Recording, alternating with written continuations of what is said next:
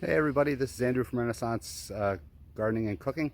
I'm going to be preparing a front bed for lettuce today. It's a shady spot and I thought it'd be a great place to grow lettuce in the summer. It's July 4th right now. It's a perfect time, I think, to plant a second batch of lettuce so that I'll have it when my cucumbers and tomatoes ripen, which when I first started gardening, I found out that the salads that you see in magazines aren't even a real thing unless you work real hard. We've all been lied to.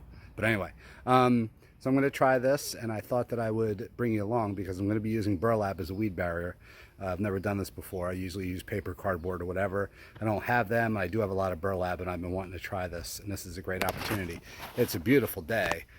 So, I'm out here in the garden today. You can see there's the potatoes and onions and things are doing great. Make sure I can get that in there.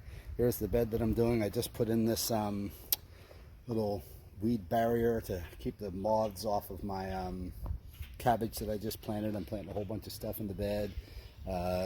Look over here. Sorry for the crazy camera angles. You see like the tomatoes are doing great. There's some beef soldaki, one of my favorite slicing tomatoes. If you look in there, hopefully you can see that. There's tons of Juliet tomatoes growing, so everything's doing real well, getting a bunch of peppers. So it's just a beautiful day in the neighborhood. So I thought I'd bring you along for this, so let's dive right in.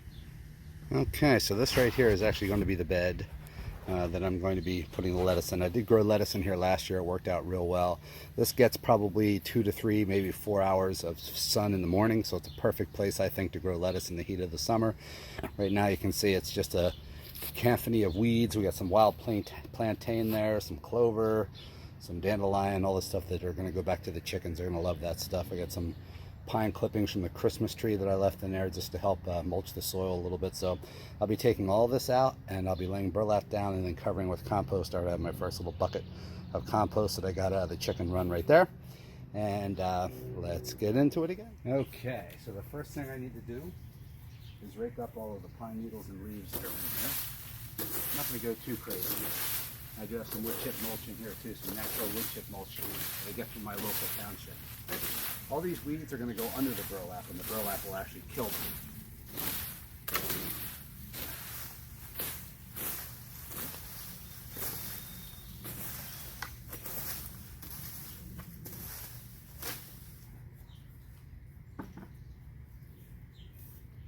Okay, next step is to fit the burlap and cut it and put that down. Okay, so I have these burlap bags that I get from a coffee roaster nearby. I can't tell you who it is or I'd have to kill you. But anyway, these are what I'll be using. I get these for free and I use them for everything, storing leaves, garden waste, everything, anything I have to store, not garden waste, leaves. I collect fall leaves and use them in my compost pile. Anything like that, I use these bags because when I'm done with them, they go in the compost pile.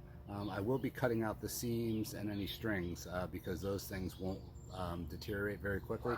So by using this as a weed barrier, slowly but surely this burlap will dissolve into soil and leave me with a nice weed-free bed. What I want. You can see it's really not that big of a deal to do this, so I'll just cut down here and cut out the string on the bottom and the seam because I don't want it to overlap. I don't want two things of burlap because that'll just take it longer, a lot longer to compost in the soil, and the strings and some of the thick seams won't compost readily and they'll be there for a long time. So I'm basically just going to do that for the whole thing, and I'll be back when that's done.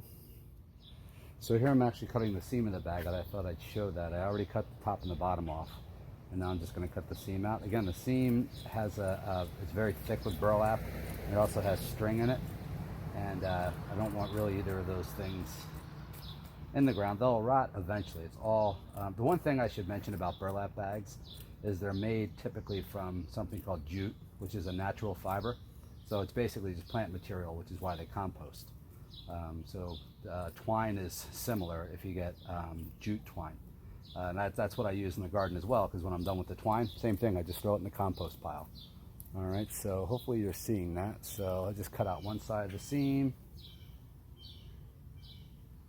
And I'm going to cut out the other side. And this is pretty quick. I'm not being crazy about how I do it. I just want to get the thick part. So if you look under here. You can see how thick that is, and that's what I want out of there. So I'm just going to cut up along that and cut out all that thick stuff. I get these for free again. If you are interested in these, call around to local coffee roasters and see if you can find a coffee roaster that has these bags that they're willing to give you. And if you do, you can get a ton of them. I usually pick up 20 or 30 each time I visit the guy, and I'll use 15, 20 of them for fall leaves, which I use in my compost piles and also in my chicken area to help control flies, and also for things like this. Okay, so that's done. So now what I'm left with is this nice single ply piece of burlap, which I will lay in the garden and put compost on top of. Alrighty, so here we are with the finished product, sort of. This is the layering.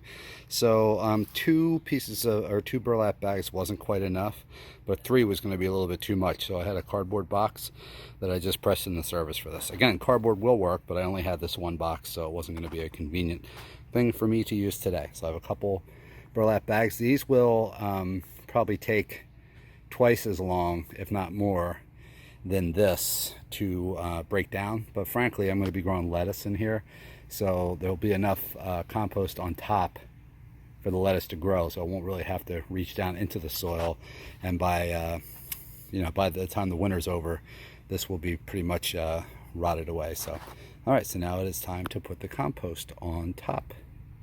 Here's Rosie and Astro enjoying a nice little dust bath, cooling off in the heat of the day. They pretty much have womped the grass, which they will do in their run area. You can see there's the grass, and there's the border where I'll sometimes move the fence out so they can eat some fresh grass, and then here's their run. So this run is basically a ton of beautiful compost. And there's Isabel over there, chitter chattering like she always does. Hey, sweetie. So I wanted to show you actually what I'm putting in the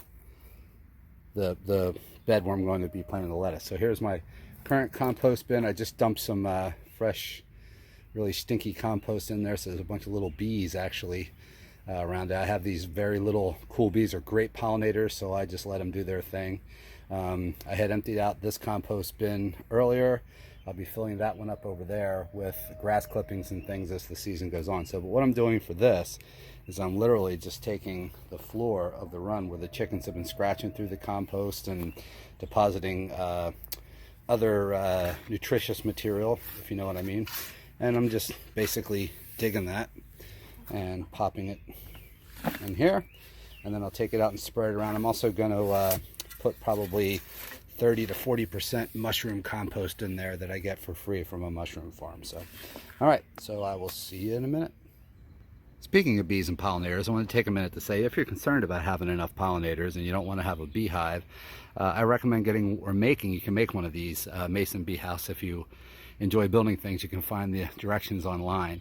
This is one I bought. It was cheap. I think I got it at Tractor Supply. But anyway, if you look, you can see that a few right there, see that? How that's basically filled in with mud. So the mason bees lay a whole bunch of eggs in there and they fill it with mud. You can see the one right below it, right here, is drilled out because the mason bees hatched earlier this year. So I have a few of them over here that are filled and some over here, and hopefully by fall a lot more of these will be filled in. And basically each one of those tubes accounts for about 2 male bees and 4 females per tube, which is kind of weird. You can do your own research and find out about that. But anyway, fantastic pollinators, way better than honeybees. And this cute little mason bee house, and you can increase your local pollinators. All right, so for every 2 buckets of regular compost I add, I'm also going to add 1 bucket of this mushroom compost.